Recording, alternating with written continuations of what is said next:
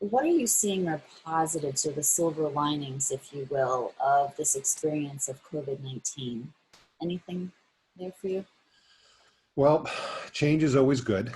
Mhm. Obviously, you're always looking at different things, and different companies and different colleagues that I talk to are finding, that they're being forced into situations that they wouldn't normally try out, like working remote and stuff like that. For some companies, works great, some companies doesn't, and this is a kind of like a forced way to find out that is it working or not working for your company. And if you want it to work, you're kind of forced to figure out how to make it work. Um, so it's giving a lot of opportunity to try something new. Um, I'm old school. I like working from an office. We're in the office now. Once we went to phase 2 in our state, we brought everybody back to the office. The nice thing is we have private offices for everybody, so they don't need to wear a mask when they're in their office, and when they're moving around the office, they need to wear a mask. So still everybody's safe, but I think COVID has really taught companies that I've got a couple colleagues that have actually gone to spent 2 or 3 months doing the work remote, and then a couple of them made final decisions that they're permanently remote. So working remote, when I was working remote, for other companies, there's pros and cons. The pros are you don't have to commute to work. You don't have to do all the stuff that you would normally do. You're at your home. You literally roll out of bed and walk into your office. But the distractions become an issue. So you have to learn how to deal with the many distractions you have at home. So I talked to some people that were working, and they're like, I'm sitting here and working, and realize it's 2 in the afternoon. I'm doing laundry. And I got to focus on work, otherwise I'll be working until 7, 8 o'clock at night to get it all done.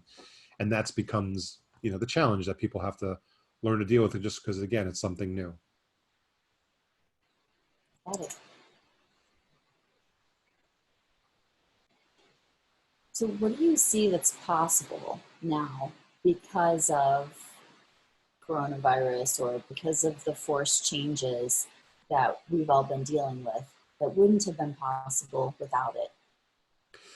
Well, in the workforce, I think, some companies, as they're growing, especially quickly growing, there's limits to the amount of staff they can have based on physical locations. So managing that has always been, for fast growing companies, a concern. Mhm. Now, if you do a hybrid model where you have some in the office and some out of the office, it eliminates that overhead of having to find new office space, having to put in office space. So you can actually bring on, if you're a fast growing company, you need to hire people, you can do it remote there. And this year's kind of forced people to learn exactly how to make that work. I had a company that I work with. They have over 150 employees, and they were getting ready for coronavirus, so they had to run out and buy 150 laptops, and then have somebody prepare them and put all the software on them and get them ready, and then get them in the hands of their employees, so that once everybody went working from home, they had that ability to do that. But again, I think it's everything else. It's forcing people into a situation that they wouldn't normally have found themselves into, and everybody's finding what works for them, what doesn't work for them, and the challenges that they have to solve. Because if they weren't forced into that situation, they probably wouldn't have done it. So now they have the opportunity to learn something different. And I think, there are some companies that are benefiting from that so that they can grow faster without having to worry about physical location. Great point. Yeah, there are many of us who wouldn't change or try new things on if we weren't forced to. I get that. And the hybrid model is great because it can be a big problem, Mm-hmm. when you're growing quickly. It's good to have more tools in the tool chest, more options. So what if you and your peers or your teams learned because of COVID-19 that you wouldn't have learned or experienced without it? Well, when you're not in a physical office, we were working remotely for about almost 4 months. Um, so we had to, alter our management style, alter our communication style. So a lot of stuff has changed in order to make that work in a remote environment, to make sure that everybody's, being held accountable, still doing their work, and being able to communicate with the other people so people know what's going on within the company.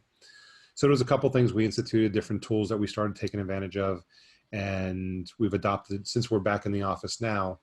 Um, just for more of a personal preference than anything else, I think, like, we were getting the work done. It's just, we're growing a sales team, so it's hard to, like, you want to get every win on a sales team, and it's hard to do that, like, You get off the phone, you just landed a good call. You're like, there's no one to talk to. So how do you get that excitement that sales teams live there? So, but we have adopted some additional tools, like Slack is now an integral part of our communication protocol, even though we're in the office. Again, walking around the office, you got to wear masks and stuff. So we're taking advantage of that tool more often than we did before in the past. Taking even in the office, we'll do video conference in the office if it's something quick, rather than saving the walking around the office and having to put the mask on. So there's some stuff that we've learned that's helping us to be more efficient, because we went through a COVID experience and we had to adopt and make changes for what we do and how we act with each other. And that'll serve you well when if something else comes up unexpected. Yeah. Mhm.